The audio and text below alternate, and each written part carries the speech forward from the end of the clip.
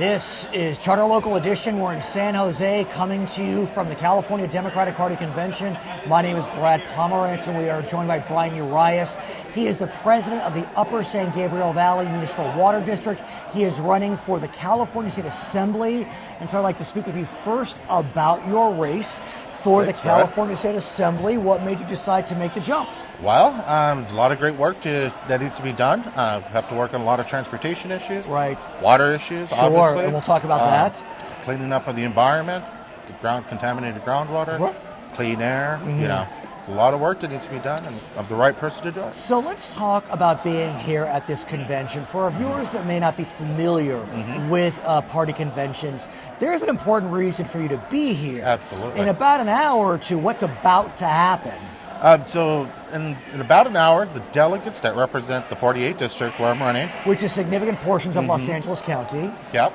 They will actually be voting on which candidate to choose to be the official Democratic Party nominee for the district. And what does that mean? Should you obtain that endorsement, what does that get you? It gets me the backing of the full Democratic Party. Wow. Of the California Democratic Party. And so you are the endorsed candidate. Yep. And as a result, on slate mailers and otherwise, your name will appear as the endorsed candidate. Even in the ballot that people receive, I'll be identified by the party as the endorsed candidate. So how do you work to make this endorsement happen? What's the process? You have to, basically, it's building a relationship with the local delegates that represent the party, and just being somebody that represents the values of the Democratic Party. How many people are voting? There's around 62 people that will be voting. Okay, so you need, is it 60%? A 60% margin. So what do you think? I mean, by the time this airs, we'll know, but what do you think? Crossing my fingers, I think we're going to get it. So I want to speak with you about the drought, sir. Yes. You are the president of a significant water district in Los Angeles County. You know, I think the last time we spoke was at the end of last year, and we were so excited for the conveyor belt of storms that was going to be dumping water on Southern California. As we speak today, the only conveyor belt has been in Northern California. We thought El Nino was going to be a Godzilla in the south, and the north wouldn't get enough rain. Yep. The exact opposite happened. Yep. What's going on? Well, they're calling it El Nino, El No Show. Exactly, so. El Nino, El No Show, El Nada. El Nada, yeah. Unfortunately, it has not happened. They're saying it may happen in March. We may have the Miracle March that they've called it, where we'll get significant rain. But I think the reality is we're not going to get enough to even come close to ending the drought. Wow. Conditions today for January and February are just as bad as they were a year ago. In Southern California. In Southern California. In the Sierra Nevadas, though, sir, I understand that they're actually hitting historical averages. They are. Does that not help us in Southern California? It's minor. Really? You need the Sierras need to be filled. Our storage across the state needs to be filled, and our groundwater needs to be filled. So, in order to be able to meet end the drought conditions, we have to have that. So, what about storage in Northern California, Lake Shasta, for example? They've received a good amount. They're still below average. Really? Yeah, still below our historic average. Okay, that being said, you know that the voters were very generous in November 2014 with Proposition 1, $7.545 billion, $2.7 billion for storage. We're over a year out. I don't think any money's been spent, sir. Zero. What's going on? It's the bureaucratic tie-up. There's been some issues in the way they identified and allocated the funds. They're very specific in the wording they use to get certain projects to qualify. So we're actually seeing some errors where some agencies are falling below the recommendations, the requirements to qualify for that money. The other issue is storage. The projects, it was an ongoing allocation from before. Right. So it's the same thing we're seeing. The reason it wasn't used before is because these projects weren't ready to go. Is there anything you can do, presuming victory in November, to get this money spent? I mean, who would have thought we'd be, calling for government spending, but people want it. I agree. Anything you can do? Are you aware, if there's anything you can do? There's efforts to expedite it, to release it, possibly releasing prior money from different bonds. Right. Get that out, and then in time, when the other money's ready, we can get it on board. Reality is, even if they gave us all the money right now, it's very minor, the amount. Well, $2.7 billion, it's a lot, but it's a little when you consider our needs. The absolute big needs of water infrastructure. They need a lot more. The other challenge is what's known as CEQA, the California Yes. Environmental Quality Act.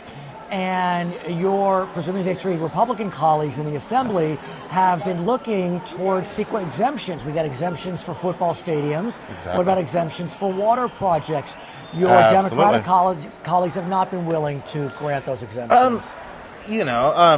I support CEQA and the concept. It's absolutely needed. But I think you can look at areas where, such as water infrastructure, Right. where you could speed up the process. You're not going to do full exemptions where you're just going to ignore CEQA. I think we could speed it up. So we've gone through this period where the governor had called for a 25% reduction in water usage. And we were doing really well. Yeah. And through the late fall and winter, our conservation numbers weren't quite as strong, but we were still hitting 25% overall. But with our most recent figures, we are now not hitting a 25% conservation target. So, look, kudos to California for doing a good job, but are we at risk if we don't improve this trend? Well, first of all, I'm going to give credit to the residents. They've done a tremendous job.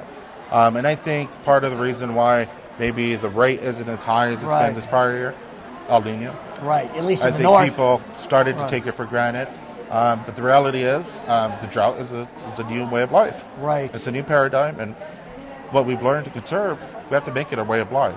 It's not going to change. El Nino, there's not going to be a miracle. Right. The drought's going to continue for more, make it even worse.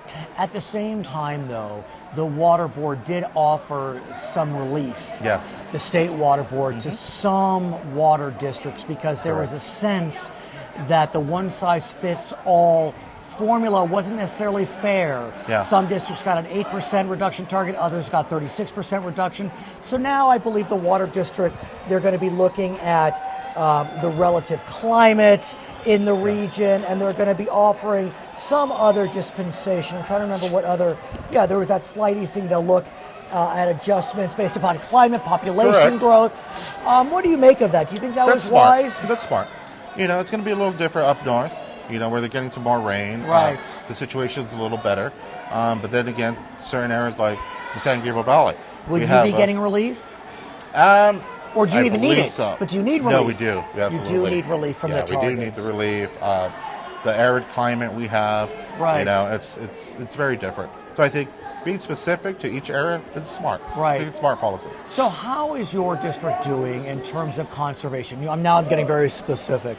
I don't think that your district has one target, isn't it? You have different communities with different targets. Since we're not a direct provider, right. we don't have to do it. Right. But we have a responsibility to making sure our cities and our water districts that are providers are meeting it.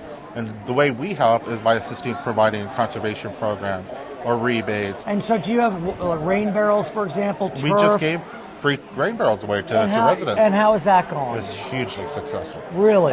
We had 5 events throughout the district. We gave out 400 barrels at each district. They all went out.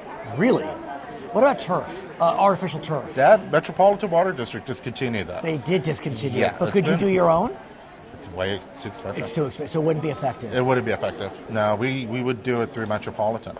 We would implement the program, and now it's So do you think this program could come back? Because Metro has said they're going to hold for now. I hope Metro reconsiders and they bring back some type of program. It was hugely successful. Okay, very successful. His name is Bryan Urias. He is the president of the Upper San Gabriel Valley Water District. He is also a candidate for the California State Assembly, the 46th Assembly District in the San Gabriel Valley. We're in San Jose at the California Democratic Party Convention. I'm Brad Pomerance, Charter Local Edition.